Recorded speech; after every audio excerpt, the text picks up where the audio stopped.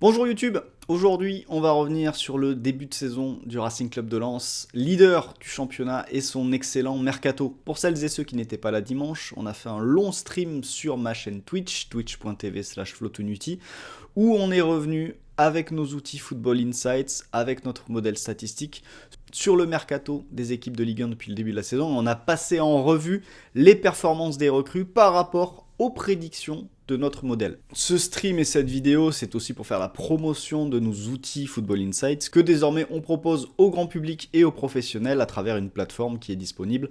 La brochure pour y accéder et les éléments de contact sont dans la description de cette vidéo. Une première vidéo a déjà été tirée de ce stream, elle concerne l'OGC Nice, je vous renvoie vers le lien en haut à droite de l'écran pour ceux qui veulent la regarder. Mais aujourd'hui donc, on se concentre sur le Racing Club de Lens, superbe leader de Ligue 1 après 14 journées et auteur d'un mercato quasiment parfait. On va détailler ça tout de suite en commençant par le gros achat de l'été, Mamadou Sangaré. Alors pour Lens, ce qui est intéressant avec le Racing Club de Lens, il y a plein de choses qui sont intéressantes comme d'habitude. Mais vous allez voir qu'il y a plusieurs joueurs qui font mieux que ce qu'attendait le modèle, et souvent ils font mieux que ce qu'attendait le modèle pour les mêmes raisons. C'est-à-dire que tous les joueurs font mieux qu'attendu dans les mêmes catégories. Du coup, on peut se poser la question, est-ce que c'est pas dans les consignes données aux Lensois, données par Sage et son staff, qui libèrent, le spoiler est là, qui libèrent certains joueurs offensivement. Exemple, Mamadou Sangaré, que Lens a signé pour 8 millions d'euros. Donc ça, c'est Mamadou Sangaré sur la saison 2025-2026. Donc depuis qu'il est à Lens. Vous voyez que c'est un joueur qui est... Il n'est pas élite dans aucune catégorie, par contre il est correct partout. Il ressort à la médiane, on va dire, au niveau des milieux de terrain. Il est sur la pente ascendante quand on prend sa progression. Ça, c'est sa dernière saison en Autriche, ici. Donc s'il n'avait pas progressé, on l'aurait eu ici. Il fait mieux qu'attendu par le modèle. Et pourquoi est-ce qu'il fait mieux qu'attendu ? Quand on compare ce que le modèle attendait de Sangaré avec la réalité, vous l'avez ici. En vert, ce sont les stats prévues par le modèle pour Sangaré au vu de sa saison au Rapide de Vienne, ce qu'il allait faire à Lens. Et en jaune, c'est la réalité. Et vous voyez que le modèle s'est pas trop trompé sur la partie def, en termes d'impact défensif, de volume. Et là où il ressort, c'est expected goals, expected assists, création par la passe, conservation de balle aussi. Mais surtout cet aspect-là. Et c'est vrai qu'à Lens, les deux milieux de terrain, là où au Rapide de Vienne, Sangaré, il avait un rôle plus de je récupère, je nettoie, je passe. À Lens, il peut se projeter. Souvenir de son but marqué face à Monaco, où ça peut venir de partout. Et donc ça vaut pour Sangaré, mais ça vaut aussi pour quelqu'un comme Mathieu Hudol. Mathieu Hudol, quand vous prenez la saison 25-26, c'était déjà un super joueur sur les saisons précédentes. Moi, Mathieu Hudol, j'adore depuis de longues dates. Et c'est quelqu'un qui a été fidèle au FC Metz, qui a été ralenti aussi dans sa carrière, je pense, par des blessures. Et qui là récolte un peu les fruits. Et qui s'éclate cette année. Vous voyez que ça, c'était sa dernière saison en Ligue 2. Ça, c'était sa dernière saison en Ligue 1 avec Metz. Donc dans des contextes très différents. Cette année-là, il domine. Cette année-là, il domine pas. Et pourtant, il arrive à maintenir un niveau très intéressant. Et là, il pète cette année avec Lens. Pourquoi est-ce qu'il pète ? Là, vous avez le radar de Hudol, le réel. Et là, vous avez la comparaison entre le réel en jaune maintenant et ce qu'on imaginait de Hudol vu sa saison 24-25 en signant à Lens. Et là où il pète, c'est expected assists et crosses. Qu'est-ce que ce sont des centres ou des expected assists pour un latéral ou même un central parce qu'il a joué central ? Ce sont des actions où le joueur peut se projeter pour se retrouver à la dernière passe, au dernier centre, etc. Et donc, ça rejoint un petit peu ce qui se passe pour Sangaré. C'est-à-dire que c'est un joueur qui peut se libérer offensivement, qui peut participer, qui peut se projeter. Et ça se voit à l'arrivée sur le plan statistique. Vous avez Hudol qui participe plus que prévu offensivement. Vous avez Sangaré qui participe plus que prévu offensivement. Et là, vous avez peut-être un début de tendance qui vous explique pourquoi ces joueurs-là font mieux qu'attendu par le modèle. Et ça peut renvoyer aux consignes données par l'entraîneur. Voilà. C'est clair, non ?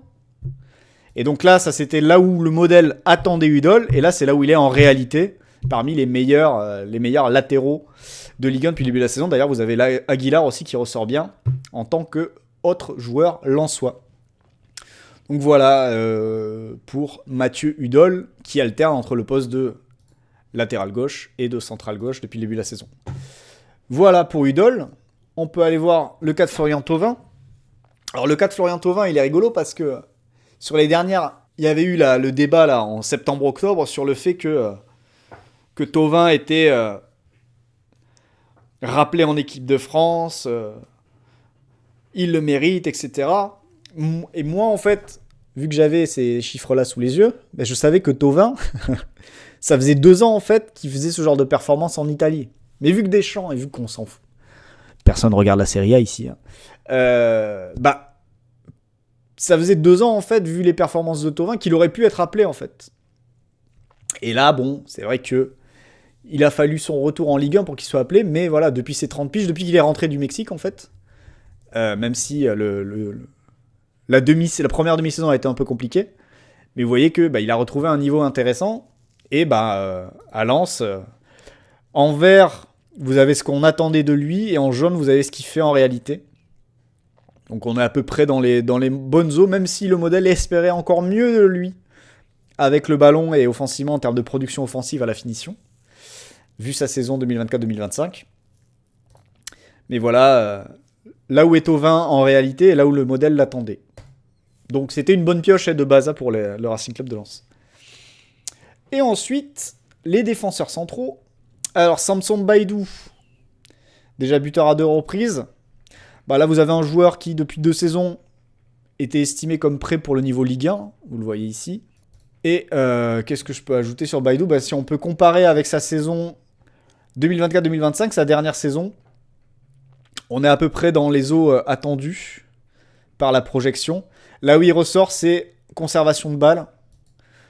Donc voilà, ça tient plus le ballon à Lens qu'à Salzbourg, donc c'est sans doute ça qui permet aussi d'améliorer ce volet-là et d'être mieux que prévu aussi. Donc là, à Lens, comme du côté de Lyon, vous avez des joueurs qui font souvent mieux qu'annoncé par le modèle, et c'est peut-être aussi permis aussi par le collectif. Quand il y a des équipes où les joueurs font moins bien qu'annoncé, vous avez Nice, etc., ce sont des équipes qui vont pas bien collectivement.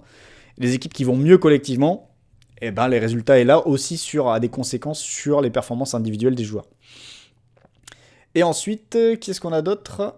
Hudson-Edouard, voilà où ça en est. Il ressort plutôt bien. Ça fait plusieurs saisons qu'il est dans les mêmes eaux. Et c'est vrai qu'à ce prix-là, c'était quand même une bonne affaire, hein, du côté de Lens.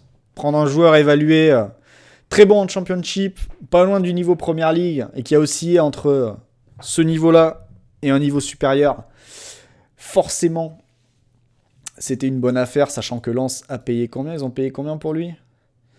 3,7 millions. C'est une affaire, hein, à ce prix-là. Et c'est ça aussi, il faut toujours mettre en relation le prix dépensé avec ce que le joueur fait sur le terrain. Et Hudson-Edouard à 3,7 millions, c'est plutôt bien négocié. Ça renvoie à ce que je disais tout à l'heure sur le mercato de l'OGC Nice. Et le dernier joueur, c'était Malang Sarr ici, qui avait disparu entre ses 21 et 25 ans, et 24 ans, il n'avait quasiment pas joué, en tout cas pas assez joué pour apparaître. Et là, il retrouve un niveau qui ressemble au niveau de ses débuts. Donc voilà, positif sur... retour plutôt positif, même si on n'est pas un joueur élite pour l'instant. Vous le voyez en bas. Mais ça reste un retour à un niveau très correct. Et là aussi, pour un joueur sur lequel Lens, il me semble, n'a pas dépensé grand-chose pour le récupérer. Donc beaucoup de bonnes affaires, en fait. Si on revient ici, vous avez Sangaré, pour lequel beaucoup a été dépensé, mais qui fait mieux qu'attendu. Et qui gagne en valeur, forcément. Baidoo, même chose. Thauvin, 6 millions d'euros pour un mec qui, depuis 2 saisons, a un niveau estimé Première Ligue. C'est très bien. Et Hudson-Edouard, même chose. Et Mathieu Hudol, même chose. Donc, beaucoup de très bons coups pour le Racing Club de Lens. Et des joueurs qui étaient très bien évalués. Et qui, depuis qu'ils sont là, soit font encore mieux, soit sont au niveau attendu. Donc, que demande le peuple ? si ce n'est une première place au classement, jusqu'à la trêve. Ce qui ressort de cette analyse du mercato lensois, c'est finalement deux grandes choses.